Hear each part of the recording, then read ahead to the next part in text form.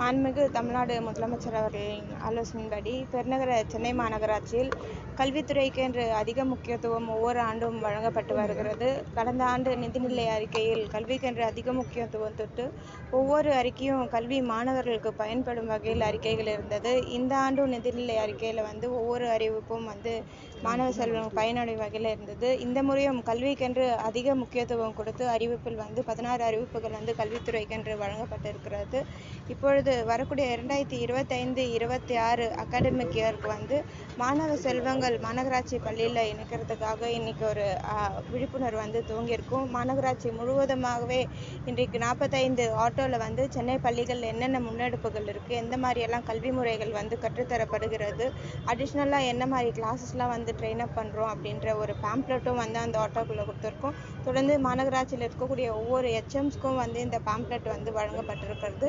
அந்தந்த HMs அவங்கவுங்க பகுதிகளில் இருக்கக்கூடிய சுற்றுச்சூழலில் இருக்கக்கூடிய மாணவ செல்வங்களுக்கு நம்ம மாநகராட்சி பள்ளிகளில் என்ன வகையெல்லாம் கல்வி நம்ம சொல்லித்தரோம் அப்படின்றத முன்னெடுப்பு எடுத்துகிட்டு போயிருக்காங்க. இன்றைக்கி அந்த விழிப்புணர்வை தொடங்கியிருக்கோம். மார்ச் 1ஆம் தேதி முதல் அட்மிஷன் துவங்கப்பட்டிருக்கிறது மாநகராட்சி பள்ளியில். இப்போ வரைக்கும் 3500 மாணவர்கள் அட்மிஷனுக்கு கொடுத்துருக்குறாங்க. இன்றைக்கு தனியார் பள்ளிக்கு நிகராக நம்முடைய மாநகராட்சி பள்ளிகளில் திட்டங்களாக இருக்கட்டும், இல்லை கட்டிடங்களாக இருக்கட்டும், ஒவ்வொன்றையும் பார்த்து முன்னெடுப்புகள் நடைபெற்று வருகிறது.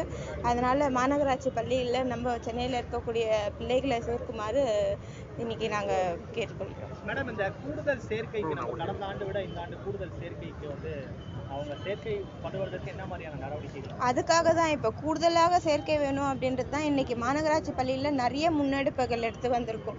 இன்னைக்கு பார்த்தீங்கன்னா சென்னை பள்ளிகளுக்கு இந்த நிதிநிலையில் அறிக்கையில் 16 அனௌன்ஸ்மெண்ட்ஸ் கொடுத்துருக்கோம். போன ஆண்டு நிதிநிலை அறிக்கையில் 26 அனௌன்ஸ்மெண்ட்ஸ் கொடுத்துருந்தோம். இன்னைக்கு சென்னை பள்ளிகளில் பார்த்தீங்கன்னா பிள்ளைகளுக்கு என்று தனியாக யூனிஃபார்ம்ஸ் வழங்கப்படுகிறது, அவங்களுக்குன்றது தனியாக ஷூ சாக்ஸ் வழங்கப்படுகிறது, ஐடி கார்ட்ஸ் வழங்கப்படுகிறது.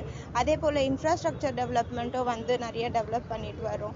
அதே போல் குழந்தைங்களுக்கு கராத்தே பசங்க விருப்பப்படுகிறார்கள் அப்படின்னா குழந்தைகள் கராத்தே பயிற்சியும் வழங்கப்படுகிறது. அதே போல் டெய்லி காலையில் கிளாஸ்க்கு வந்தோடனே நியூஸ் பேப்பர் ரீடிங்ன்ற ஒரு முன்னெடுப்பில் இங்கிலீஷ் பேப்பரும் தமிழ் பேப்பரும் ரெண்டுமே ஒவ்வொரு கிளாஸ்க்கு வழங்கி மாணவ செல்வங்களை படிக்க வைக்கிறோம். இப்படி சின்ன சின்ன விஷயமா சென்னை பள்ளிகளில் முக்கியத்துவம் கொடுத்து பள்ளிகளில் மாணவர்களை ஊக்குவிக்கும் வகையில் செயல்படுகிறது. யாராவது ஒருத்தர் கேளுங்க. ஆல்ரெடி இருக்கிறதால திறன் மேம்பாடு ஒரு ஸ்டூடெண்ட் உள்ள வந்தானா வெளியே போகும்போது ஒண்ணு வேலையோட தான் போகணும். அதற்குண்டான முன்னெடுப்பு என்ன இருக்கு? கண்டிப்பா இப்ப நீட்டு நிறைய போட்டித் தேர்வுகள் நமக்கு மாணவர் சார்பில் நடத்தலாமே.